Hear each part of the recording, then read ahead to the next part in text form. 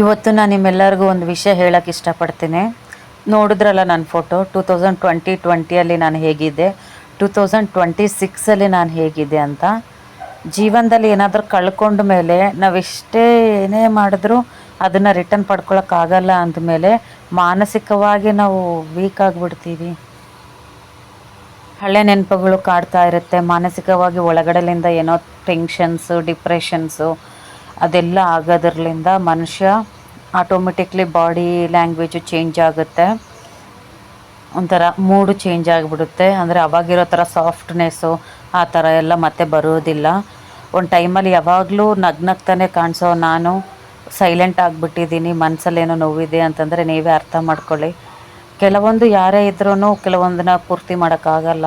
ಯಾರೇ ಬಂದರೂ ಬಿಟ್ಟೋಗಿರೋ ಪ್ಲೇಸ್ನ ಫಿಲ್ ಮಾಡೋಕ್ಕಾಗಲ್ಲ. ನನ್ನ ಪ್ರಕಾರ ಜೀವನ ಚೆನ್ನಾಗಿದ್ದಾಗ ಏನು ಅಂತ ಗೊತ್ತಾಗಿರಲ್ಲ. ಯಾವಾಗಲೂ ನಗ್ನಾಗ್ತಾ ಇರ್ತೀವಿ 24/7. ಒಂದು ಸ್ವಲ್ಪ ಎಡವಟ್ಟಾಯಿತು ಲೈಫು ಅಂತಂದರೆ 2026 ಆಯ್ತಲ್ಲ, ಈ ಥರ ಇರುತ್ತೆ ನನ್ನ ಫೇಸು. ಅದಕ್ಕೆ ಜೀವನನ ತುಂಬ ಹುಷಾರಾಗಿ ಇದು ಮಾಡ್ಕೊಳ್ಳಿ. ನನ್ನ ಲೈಫ್ ಆಗಿರೋ ಥರ ಯಾರ್ದು ಆಗಬಾರ್ದು ಅಂತಲೇ ದೇವ್ರಿಗೆ ನಾನು ಕೇಳ್ಕೊತೀನಿ.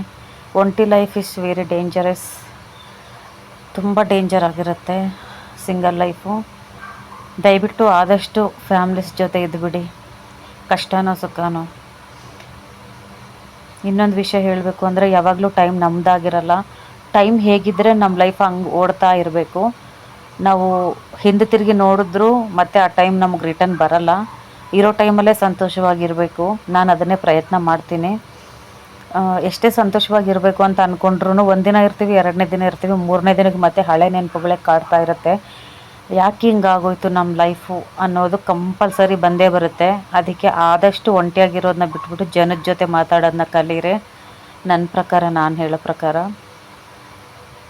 ಜನದ ಜೊತೆ ಮಾತಾಡ್ತಾ ಇದ್ದರೆ, ರಿಲೇಟಿವ್ಸ್ ಹತ್ರ, ಫ್ರೆಂಡ್ಸ್ ಹತ್ರ ಮಾತಾಡ್ತಾ ಇದ್ದರೆ ಒಂಟಿ ಫೀಲ್ ಆಗೋಲ್ಲ. ಇನ್ನೊಂದಂದರೆ ಆಗೋಗಿರೋ ಟೈಮ್ ಹೇಗೋ ಆಗೋಯ್ತು, ಮುಂದೆ ಆದರೂ ಸಂತೋಷವಾಗಿರೋಕ್ಕೆ ಪ್ರಯತ್ನ ಮಾಡಬೇಕು ಅಂತ ನಾನು ಅನ್ಕೋತೀನಿ ಪ್ರತಿ ಸಲನೂ. ಆದರೂ ಏನೋ ಗೊತ್ತಿಲ್ಲ, ಲೈಫು ಅರ್ಥ ಆಗಲ್ಲ. ಎಲ್ಲ ಕೊಟ್ಟರು ದೇವ್ರು ಏನೋ ಒಂದು ಕಿತ್ಕೊತಾನೆ ಅಂತ ಅಂತಾರಲ್ವ.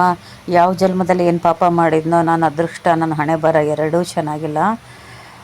ಈ ಜನ್ಮದಲ್ಲಂತೂ ಏನೂ ಪಾಪ ಮಾಡಿಲ್ಲ.